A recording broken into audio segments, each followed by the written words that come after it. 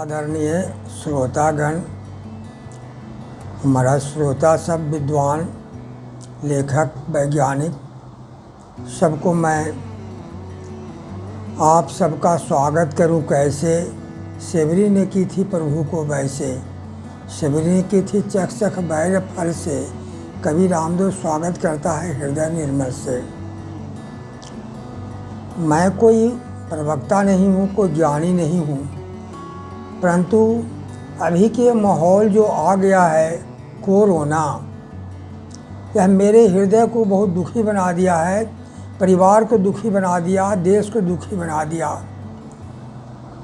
ऐसे अवस्था में जितने भी हमारे हिंदुस्तान के वासी हैं, ज्ञानी हैं, समाज सेवी हैं, सबसे मैं आग्रह करता हूँ कोरोना से कैसे बचा जाए, इस पर अपना अपना चिंतन अपने अपने घर में, परिवार में दें, ताकि सब लोग को साहस बढ़ सके, हिम्मत बढ़ सके। पूरा समाज नर्वस हो चुका है। सरकार का आदेश, घर में रहिए, हिम्मत से रहिए, सचेत रहिए। परंतु सचेत रहिए यह कोई कहने वाला, कोई समझाने वाला, हिम्मत देने वाला भी होगा। संकट में हिम्मत देने वाला होता चाहिए। तो इस ख्याल से मेरा विचार में कुछ भावना उठी है कि मैं आप लोगों को, मैं जो जानता हूँ आप लोगों के सामने रखना चाहता हूँ।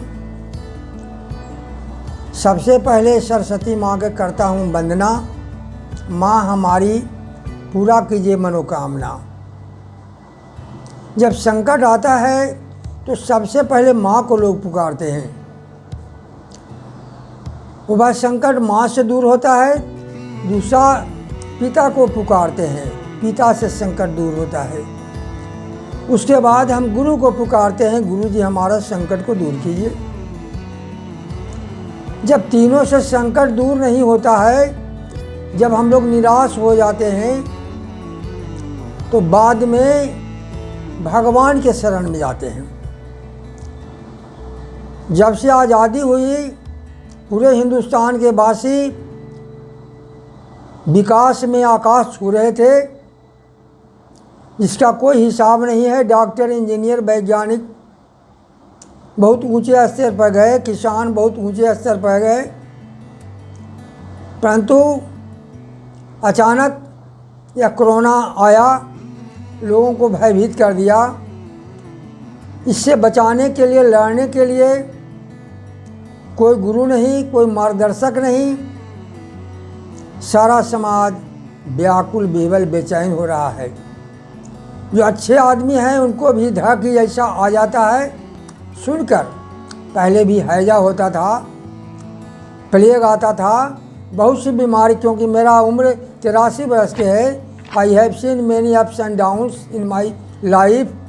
तो बहुत संकट से लोग गुजरते थे, मगर उन सभी संकटों के बाद सबसे विशाल, सर्वशक्तिमान यह संकट कोरोना आया है। कोरोना का अर्थ कोई रोने वाला नहीं। ऐसी अवस्था में मुझे यह समझ में आया है कि वृद्ध लोग जितने हैं, अपने बच्चों को, अपने साथियों को, अपने मित्रों को बीच में बैठ कर के सत्संग करें। जिनके पास जो भी ज्ञान है, आदमी के पास ज्ञान जरूर है, सब ज्ञानी है, इसलिए कि सबके हृदय में भगवान बैठे हुए हैं। तो भगवान को आप खोजिएगा तो भगवान आपको सुबुद्धि अवश्य देंगे। भगवान का मंदिर हर गांव में, हर क्षेत्र में, अयोध्या में बनने वाला है। तो मंदिर बन गया, हम मंदिर में जा कर के उनकी मूर्ति देखें। जो पत्थर की मूर्ति है, उनकी मूर्ति हम देखें और उनके सूरती को हम अपने हृदय में बैठाएं। मान लें कि हृदय में मेरा भगवान बैठे हुए हैं, तो आपसे आप ज्ञान देना शुरू करेंगे और उस ज्ञान को हम बांटें। हम एक सत्संग सुन रहे थे ललित प्रभा महाराज जी का। उन्होंने कहा, हिम्मत न हारिए, विसारिए न प्रभु नाम। हंसते मुस्कुराते जीवन गुजारिए। उन्होंने यह भी कहा, पैर दिए हैं चलने को तो पैर पसारे मत रहना, ज्ञान दिए हैं बांटने को तो ज्ञान छिपाने को न रखना। तो इस अवसर पर हमारे जो संत महात्मा लोग हैं, लोगों को संतोष, धैर्य, हिम्मत दे रहे हैं। हम लोगों को धैर्य से काम लेना चाहिए। जब इस धैर्य का पालन रामायण से होगा, मैं संपूर्ण रामायण लिख दिया। जब दशरथ पर जो संकट आया राम को जंगल में ले जाने का, तो सोचिए कितना संकट आया था। उस संकट में उन्होंने धैर्य धारण किया। तो हम लोगों पर भी अथाह संकट आ गया है, जिसका वर्णन शब्दों से नहीं किया जा सकता। आज का विषय मैं सरस्वती माता से निवेदन करके यह रखने जाता हूँ, मुझे सुबुद्धि दीजिए। विषय आज रखा है सुख, शांति और मोक्ष। सब आदमी, बच्चा, बूढ़ा, जवान, सब की इच्छा होती है हमें सुख मिले, शांति मिले, अंत में मोक्ष मिले। सुख कैसे मिलेगा? सुख से हमें लड़ने का साहस कौन देगा? इस पर मैं चिंतन करता हूँ।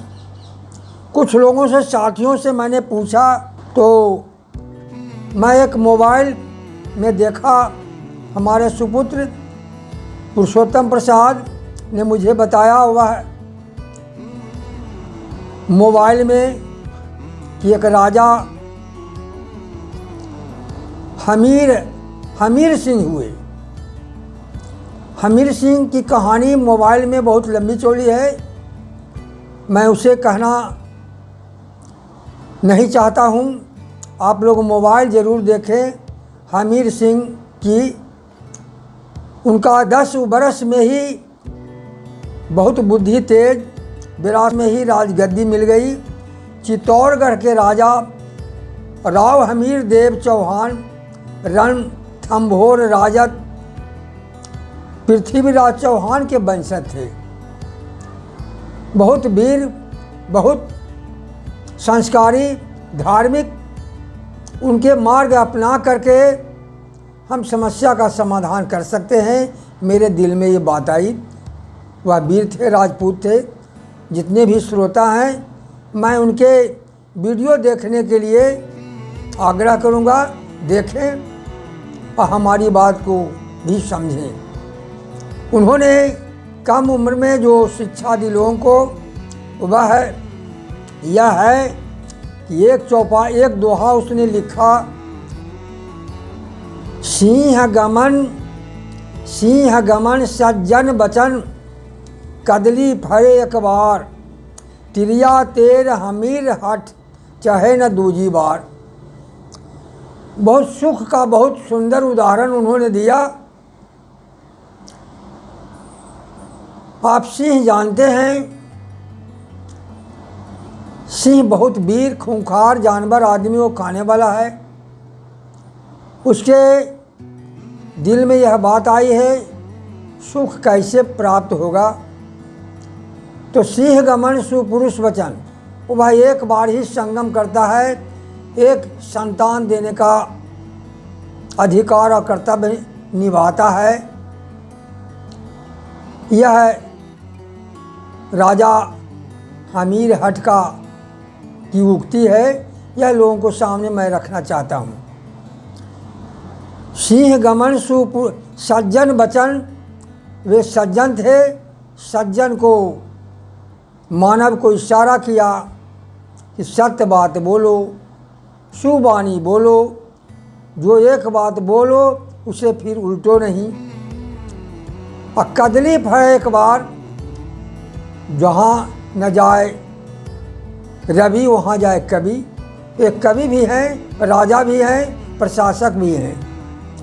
इशारा किया कदली के बारे में, केला के बारे में, तो वह भी केला एक बार फरता है,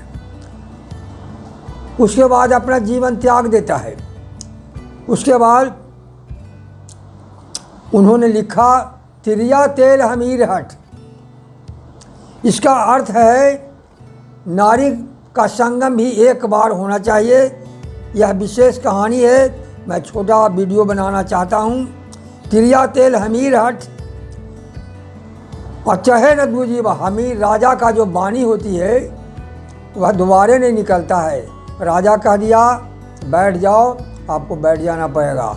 राजा कहेंगे चले जाओ तो चले जाओ। इस तरह का राजा का हुकूमत होता है। तो इन शब्दों में से लोगों को ज्ञान लेना चाहिए कि हमें सुख के लिए सबसे पहला तो ब्रह्मचर्य का पालन, सीमित पुत्र पुत्री, उसके लिए सरकार भी कृत संकल्प है, हम दो हमारा दो। तो हम सरकार के कार्यों में सहयोग देंगे तभी सुख मिलेगा, अन्यथा सुख मिलने वाला नहीं है। सुख के बहुत से और कहानियाँ हैं। इसके बाद मैं रामायण की कुछ उक्ति देना चाहता हूँ। कि अयोध्या में राम मंदिर बन गया है और रामायण की जो कहानी है मैं संक्षेप करके अपने गत वीडियो में दे चुका हूँ, समाज सुधारक रामायण के रूप में। तो वह रामायण का जो पारिवारिक कहानी है वह जीने का कला सिखाता है, वह गाइडलाइन है। उस लाइन पर हम लोग चलेंगे तो शांति मिलेगी और स्वर्ग पहुँचेंगे, और उस गाइडलाइन को छोड़ेंगे तो कोरोना के चपेट में चले जाएंगे। इसलिए मैं आप लोगों से ये आग्रह करता हूँ, श्रोतागण से, कि हर परिवार में रामायण की चर्चा करें। रामायण किस समय लिखा गया है? जिस समय मुसलमानी हुकूमत था, सभी परिवार अस्त व्यस्त थे। उस समय तुलसीदास जी 1554 में जन्म लिए, 1682 में उनका निधन हुआ। कहानी बहुत लंबी है, परंतु समाज सुधार करने के लिए उन्होंने रामायण लिख दिया। उस रामायण का थोड़ा सा अंश आप लोगों के सामने रखना चाहूँगा। और वह हमें इसी गांव के डॉक्टर शिव कुमार जी से मुझे सलाह मिला कि एक पत्रिका है कल्याण का, कल्याण 1899 का कल्याण भी मंगाते हैं। उसमें सुख पाने के लिए कुछ सूत्र बताए गए हैं। वह है दुई सुत सुंदर सीता जाए और दुई सुत सब भ्रातन केरे। इस गाइडलाइन को हम लोग जब तक नहीं पढ़ेंगे तो समझ में नहीं आएगा। किसी को न किसी को तो गुरु मानना ही पड़ेगा। तो गुरु तो भगवान ही होते हैं। इस अभी के माहौल में कोई गुरु नहीं है जो कि इस समस्या को संभाल सके। इसका अर्थ है कि सीता महारानी 2 बच्चे का जन्म दिए और सीता और राम, लक्ष्मण, भरत, शत्रुघ्न जो 4 भाई थे, चारों भाई ने इस नियम को पालन किया। सबके 2-2 ही संतान, चाहे पुत्र या पुत्री हो, इसको उन्होंने माना। मैं इसे भी इशारा करना आप लोगों को चाहता हूँ कि जितने भी लोग हैं इस बात को समझें। उसके बाद दूसरा है हिम्मत मत छोड़ो नरा, मुख से कहता राम, हरिया हिम्मत से किया और ध्रुव का अटल धाम। अतः उत्साह रखें, भगवान का भरोसा रखें, उससे प्रार्थना करें कि हे नाथ, हम संयम रखने का नियम लेते हैं, आप शक्ति दो। इस प्रकार आप जितने तत्पर रहेंगे, भगवान का भरोसा रहेगा, उतना ही आपको अलौकिक चमत्कार देखने को मिलेगा और देखेंगे। आप इस पत्रिका को 1999 के पत्रिका जो कल्याण है उसमें आप देखें, रामायण के ग्रंथ में भी देखें, ताकि आजकल रामायण लोग पढ़ना छोड़ दिए हैं। मैं आप लोगों को इशारा कर रहा हूँ कि रामायण ग्रंथ के निकट भी अब पहुँचना पड़ेगा। दूसरा उपदेश है जिस समय सीता महारानी अशोक वाटिका में थे, रावण के चंगुल में जा पहुँचे थे, तो सीता के साहस और हिम्मत की चर्चा मैं एक लाइन में करना चाहता हूँ।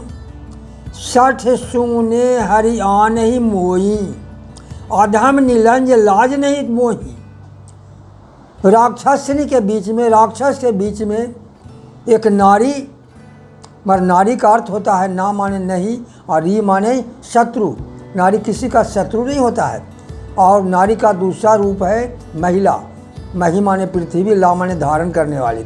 वही नारी सीता अशोक वाटिका में रह करके यह चौपाई बोली, जिसका अर्थ है हमारे शास्त्रों में ब्रह्मचर्य का बड़ा महत्व है और विदेशी सज्जनों ने भी इसका आदर किया है। उन्होंने कहा जीवन भर एक पुरुष ही एक अपनी स्त्री के संग करे, यह इसके बारे में तभी समाज की रक्षा होगी, यह उसमें चर्चा की गई है। उसके बाद मैं अब आप लोगों के सामने ये कहता हूँ, सुख का साधन तो एक है जनसंख्या पर नियंत्रण। प्रारंभ में हम लोग जय बुलाते थे, 33 करोड़ देवता की जय। तो यहाँ की 33 करोड़ आबादी थी, उसको हम लोग जय बुलाते थे। परंतु आज आज़ादी के बाद कितनी जनसंख्या बढ़ी, इसे आप लोग जानते हैं। ज़मीन उतने हमारा रह गया।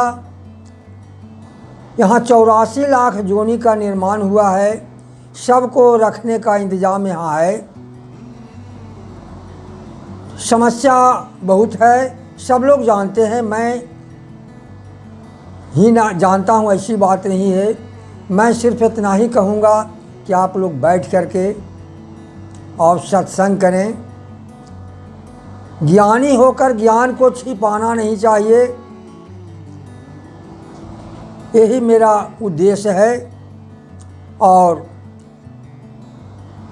सुख कैसे मिलेगा, सब साधन हम लोग मौजूद कर रहे हैं। धन दौलत, खेती बाड़ी, एक साइकिल से लेकर जहाज तक लोग बना लेते हैं अपने परिश्रम से। अगर परिश्रम से नहीं बनाते हैं, गलत ढंग से बनाते हैं, तो उन्हें दुर्दशा होती है। सुख के बाद शांति का शब्द है। तो सुख के साधन जुटाते जुटाते ही जीवन बीत जाता है। सुख मिलता ही नहीं है, कभी ऊँची कभी ऊँची कभी ऊँची। इसी क्रम में हम चलते रहते हैं। बच्चे विद्यार्थी पढ़ते हैं सुख के लिए, किसान लोग खेती करते हैं सुख के लिए, साधु लोग भजन कीर्तन करते हैं सुख के लिए। परंतु शांति नहीं मिलती है। जब तक शांति नहीं मिलेगी तब तक सुख नहीं होगा। यह बहुत लंबा प्रकरण है, वीडियो मुझे छोटा बनाना है। आप लोग इसे ध्यान देंगे और रामायण का अध्ययन करेंगे। कोरोना का दूसरा रूप रावण से है। जब जब संकट आता है पृथ्वी पर तो कोरोना रूप ही संकट आता है। राम के राज में भी कोरोना आया, और वह कोरोना कौन है? रावण। उस कोरोना से लड़ने के लिए राम को क्या क्या करना पड़ा सब जानते हैं। बंदर भाल का सेना बनाना पड़ा, कितनी परेशानी हुई उसको मैं गत कई एक वीडियो में रख दिया हूँ, दोहराने की ज़रूरत नहीं है। आगे मैं एक कविता से आप लोगों को संबोधित करता हूँ। वह कविता है मकर जाल। एक मकरा जीव छोटा सा होता है और वह मकरा अपने घर को बनाता है और उसी में रहता है और अंत में उसी में ही मर जाता है। जो इस काम को करता है उसे कोरोना सताता है। रावण ने ऐसा किया, उसे कोरोना सताया और कोरोना अंत भी कर दिया। तो मैं इस कविता के रूप में आप लोगों को रखना चाहता हूँ ताकि आप लोग इसे समझ सकें। मकरा जीवन पर ध्यान दीजिए। सबके घर में मकरा होता है। मकरा जाल 2 महीना में लगा देता है। घर झाड़ू बाहर नहीं दीजिए, मकरा लगा देगा। पूरे मकरा घर को छेक लेता है, अपने परिवार को रख लेता है। मकरा जीवन पर ध्यान दीजिए और नर कल्याण उपाय कीजिए। 8 पैर वाला जीव मकरा और सुंदर पंख से रहता भरा। उड़ कर ही जाल बनाता, अपने घर में ही बांधे जाता। घर बनाता है, महल बनाता है, जहाज बनाता है और उसी वह मकर जाल में सब लोग फंस जाता है। उसके मुंह से निकले रेसा, महीना रहता जैसा केसा। अपने तन से बसे बनावे बसेरा। उसके मुंह से निकलता है, उसका लार होता है, उसका उसमें ग्रंथि से निकलता है। अपने तन से बनावे बसेरा और चारों ओर लगावे घेरा। निकलने का न कोई रास्ता, अब अपने घर से रखता वास्ता। उसी तरह था रावण का जीवन, कभी न किया भगवत भजन। अपने परिवार के विकास में सोचते रहा, बनाते रहा और इतना ज़बरदस्त बना लिया। रावण भी मकर जाल जैसा, फंस गया सम मकरा जैसा। धन दौलत और जाल माल, 1.25 लाख मंदोदरी लाल। जिससे प्रभु का भजन न हुआ, आशा जनता का शिखर छुआ।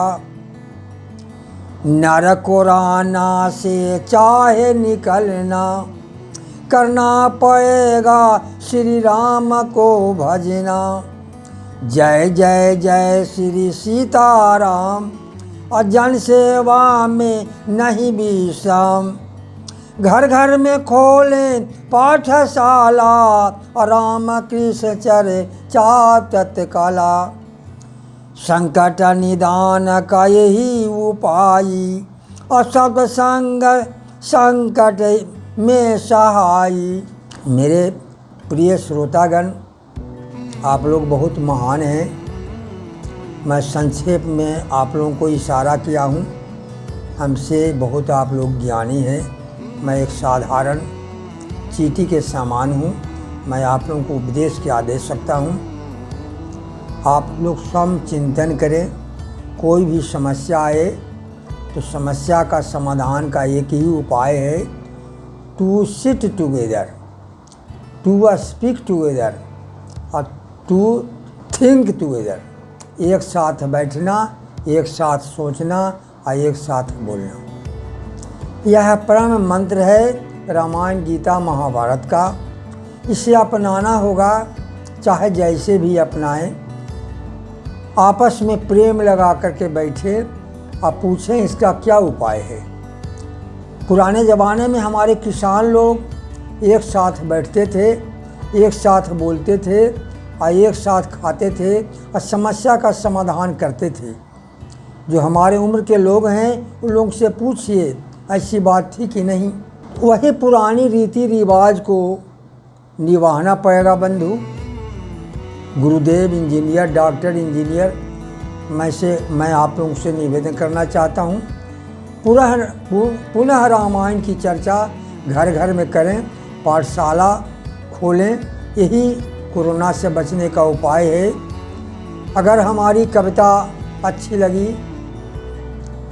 तो मेरे वीडियो को लाइक करें, मेरे चैनल को सब्सक्राइब करें, ताकि मैं आप लोगों को सेवा मैं कर सकूं।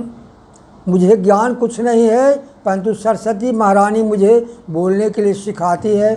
मैं बोलता हूं, समाज सेवा करना चाहता हूं, मुझे उत्साहित करें। जय हिंद, जय भारत।